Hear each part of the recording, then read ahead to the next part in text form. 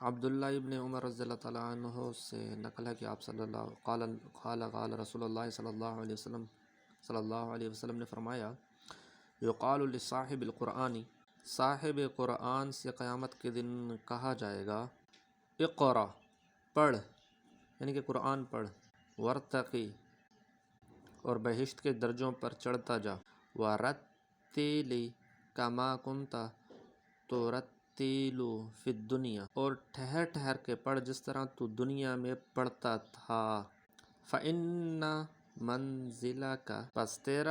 تیری منزل یعنی کہ تیرا مرتبہ وہی ہے، عند آخر آیت تقرأها، کہ جہاں تو آخری آیت پر پہنچے۔